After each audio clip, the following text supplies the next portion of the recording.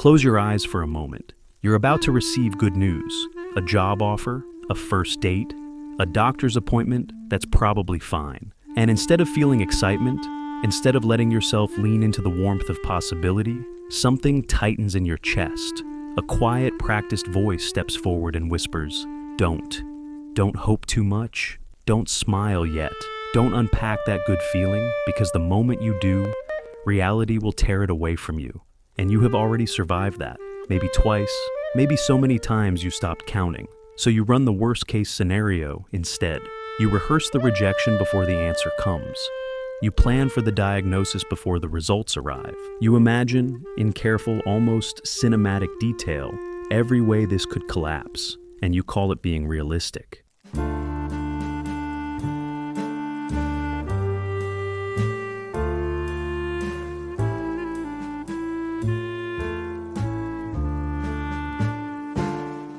But here is what no one ever tells you. That voice is not your logic. That voice is your wound, speaking in the language of strategy. You learned somewhere early that the world had a cruel sense of irony, that the things you wanted most were the things most likely to be taken.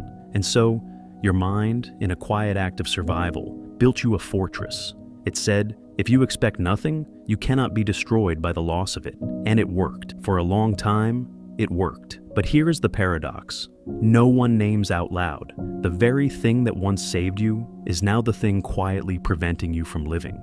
You are not a pessimist by nature. You are not broken. You are someone whose nervous system was trained by real experience to treat hope as a threat. And it is still running that program, long after the original danger has passed. This is not a character flaw. This is a scar shaped like a coping mechanism. And tonight, we are going to understand it. Not to fix you, but to finally, gently let you rest.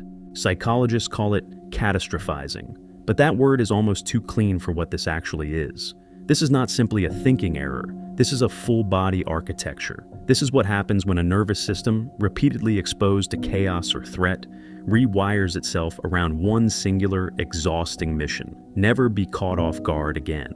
The first thing you need to understand is hypervigilance. A nervous system permanently locked in scanning mode. It cannot rest, because rest, historically, meant danger arrived unannounced. Every silence becomes a storm forming. Every kind gesture carries a hidden clause. Every good moment is quietly audited, because the hypervigilant mind has learned, through lived experience, that good moments end. Beneath that lies what psychologists call anxious attachment schema, a relational blueprint written in childhood, when a caregiver was inconsistent, loving one day, absent the next, present in body, unavailable in spirit. The child's developing brain created a rule to survive it. Stay alert. Connection is fragile. Loss is always approaching.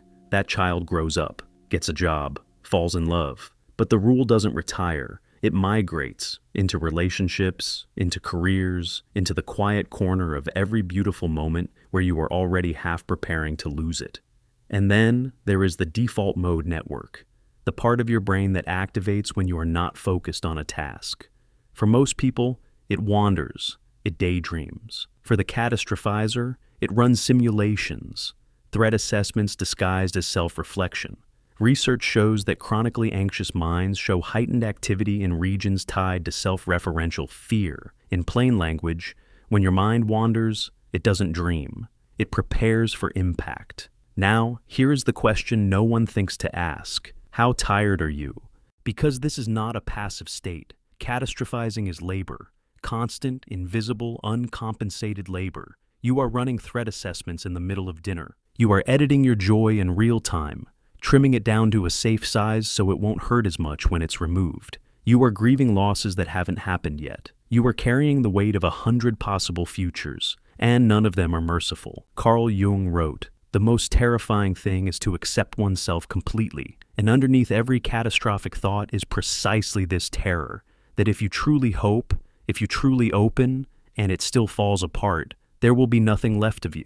The philosopher Seneca believed we suffer more in imagination than in reality. But Seneca was not writing for those whose imaginations were shaped by real suffering. For those people, for you, the imagination was not being dramatic. It was being accurate. It was accurate, and that accuracy calcified into prophecy. You might recognize this in your life like this.